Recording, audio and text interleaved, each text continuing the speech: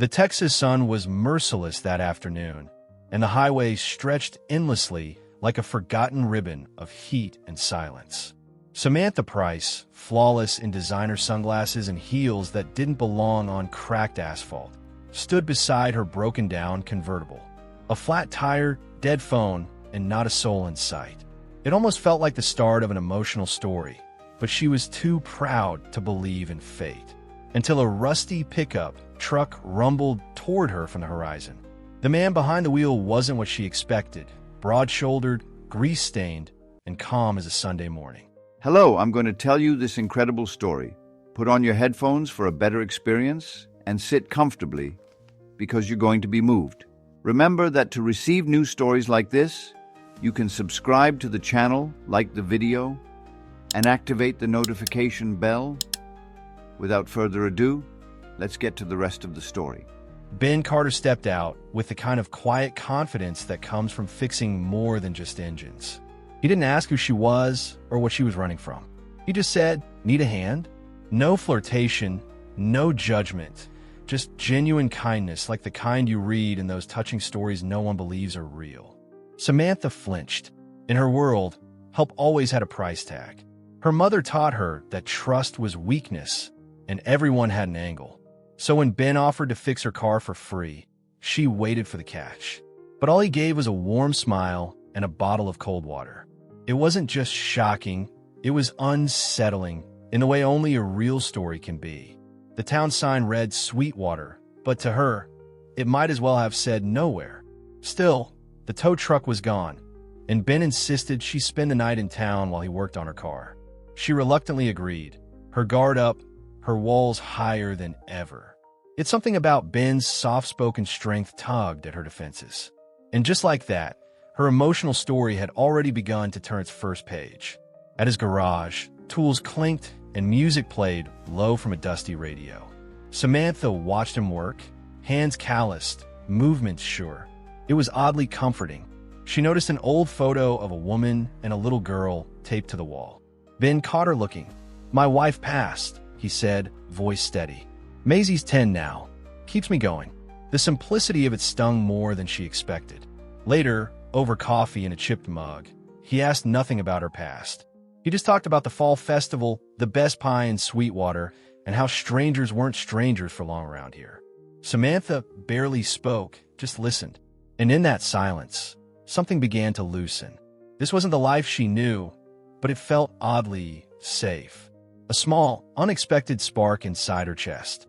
She looked out the garage window at the horizon she came from and the one she was headed toward. Her mind raced back to the city, to boardrooms and billion-dollar deals, and a mother who pulled strings like a puppeteer. And then she looked at Ben, and somehow, the contrast was jarring.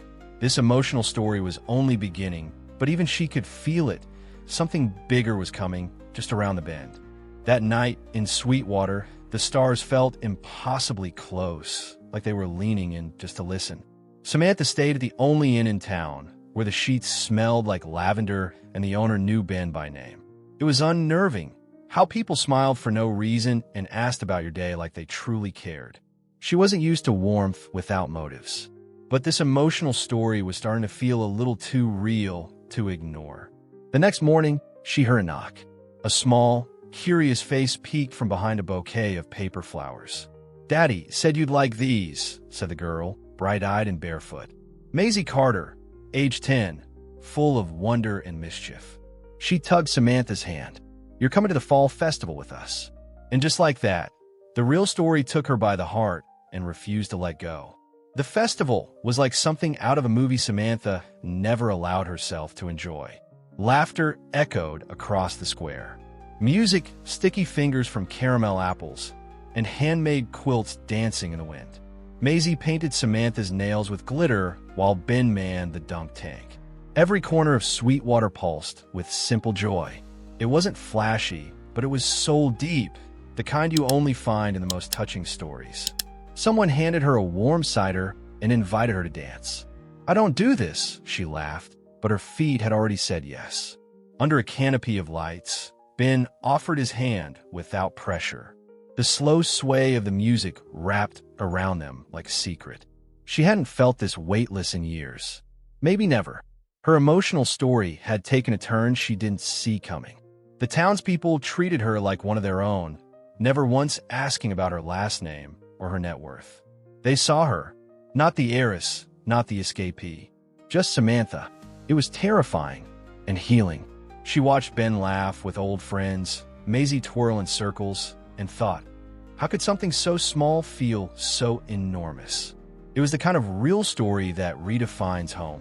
Later, she found herself helping at a pie booth, sleeves rolled up, laughing with people she'd only met hours ago. Someone snapped a photo.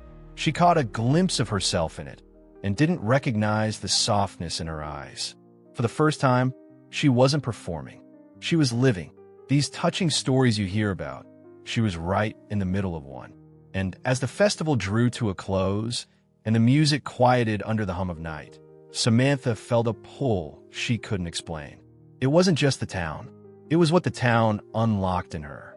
That gnawing ache, the restless ambition, it had quieted. But peace, as she would soon learn, often invites trouble to test its worth. Just when Samantha began to breathe a little deeper, the cracks of her old life came creeping back. One morning, Ben's garage window shattered, glass everywhere, and Maisie startled in his arms. Probably kids, he muttered, but she saw the tightness in his jaw. 2 days later, a fire swept through the garage, erasing years of sweat, oil, and dreams. Sweetwater's calm began to tremble beneath her feet, like a quiet before a storm in every emotional story. Samantha knew this wasn't random. The destruction had the same cold precision she'd seen back in boardrooms where threats wore smiles. Claudia Price had never liked to lose control, especially of her only daughter. And Samantha had walked away, not just from the company, but from the role Claudia had carved out for her like a business strategy. This wasn't just fire. It was a message, one that echoed the darkest chapters of any real story. Determined not to be a bystander in her own life, Samantha contacted an old ally, a private investigator with debts of loyalty. Dig into everything, she said, even my mother's shadows. Days passed like molasses, slow but laced with unease. Every call made her heart jolt, every unknown number a potential twist. And yet this tension, the unraveling, it was part of what made touching stories so powerful. Pain was often the price of truth. What came next broke everything she thought she knew. Her father, gone for 20 years, wasn't dead. He had been hidden, silenced, by the very woman who raised her.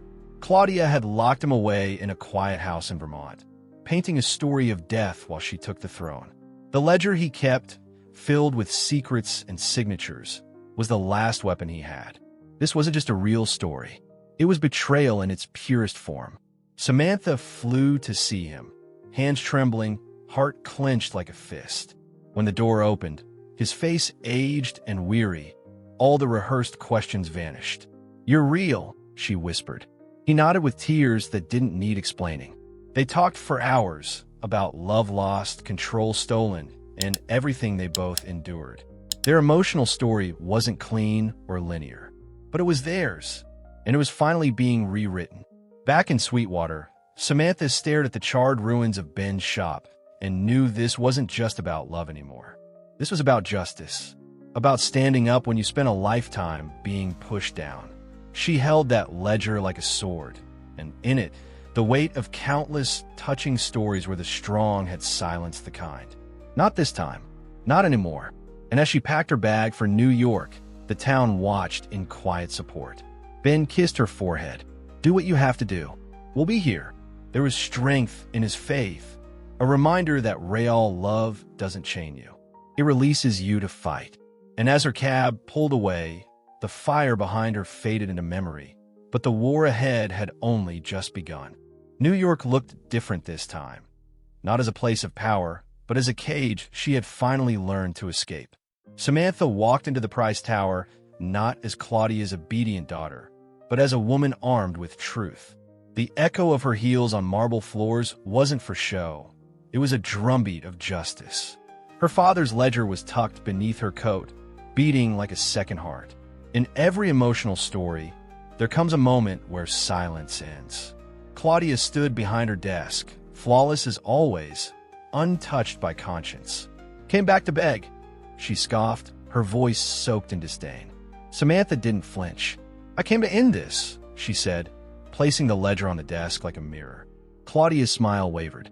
For once, she saw her not as a puppet, but as a threat.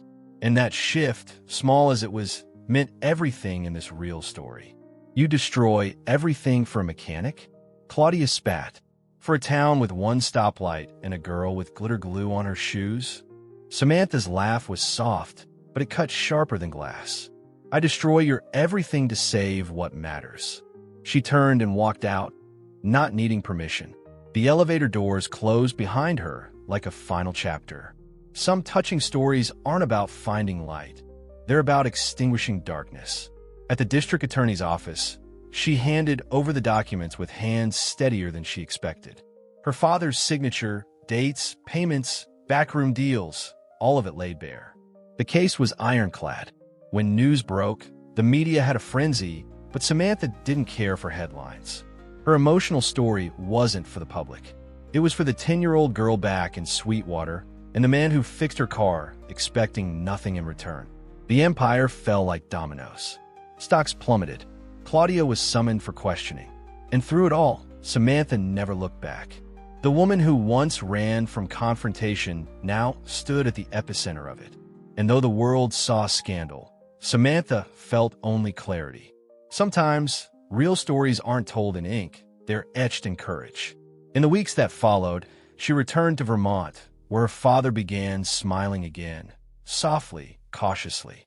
They started small: coffee, crossword puzzles, walks at dusk. They didn't rush forgiveness. They let it bloom slowly, like spring thawing in old, cold ground. Theirs was one of those touching stories born from ruin, but rooted in love. And as Samantha packed the last of her things from her penthouse, she looked around one final time. Gold fixtures, glass walls, and silence. She left the keys on the table, took a deep breath, and whispered, "I'm done." But what she really meant was, "I'm free." Because some emotional stories don't end with revenge. They begin with redemption.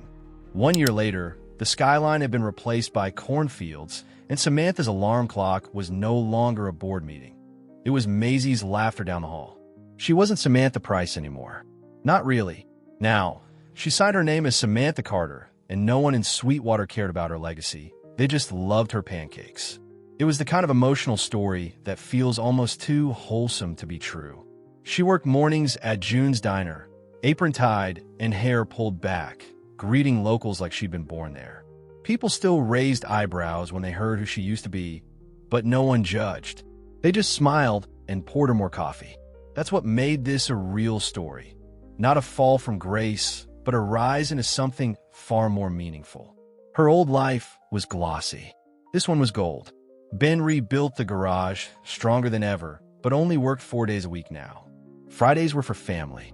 They'd take Maisie fishing, or paint fences, or just lie in the grass naming clouds. It was slow, purposeful, and wildly different from the frantic pace she once mistook for success. Some of the most touching stories are written in the quiet, between homework help and bedtime stories. Her father moved nearby, into a small house with a porch swing and a dog named Rufus. He wasn't the man she remembered, but he was trying, and that was enough. Sometimes they'd sit together in silence, and it felt louder than any conversation they'd ever had. Healing didn't need fireworks. It just needed time. And this emotional story had finally found its peace. Maisie called her mom one evening, out of nowhere, while brushing her teeth. Samantha froze. "Is that okay?" the girl asked, toothpaste foaming at her lips. Samantha nodded, heart full and eyes brimming. That one word felt more powerful than any corporate title she'd ever held. It was a moment that belongs in every collection of touching stories passed down for generations. At the diner, a tourist once asked, "Aren't you that tech heiress?" Samantha just smiled, wiped her hands on her apron, and said, "Not anymore." Then she walked over to refill a regular's cup. There was no shame in letting go of who you were to become who you were always meant to be. That's the heart of every good real story. transformation without regret. And though the road that brought her here was paved with betrayal, loss, and fire, Samantha wouldn't change a thing. Because love, real love, had found her in the unlikeliest place. Not in a penthouse, not in a promotion, but on the side of a dusty road with a broken car and a man who simply cared. But what if all of it hadn't been random at all? So tell me, would you be able to forgive someone who nearly destroyed everything you love? Or would you walk away, knowing that healing sometimes means letting go of the past and holding tight to the future? This wasn't just an emotional story. It was a real story that proves love can grow even in the shadow of betrayal. These touching stories remind us that sometimes one act of kindness can change not just a life, but an entire legacy. Now I want to hear from you. What would you have done in Samantha's place? Drop your thoughts in the comments because your voice matters here. And if this story moved you, go ahead and hit that like button, subscribe to the channel, and turn on notifications so you never miss the next powerful story we bring to life.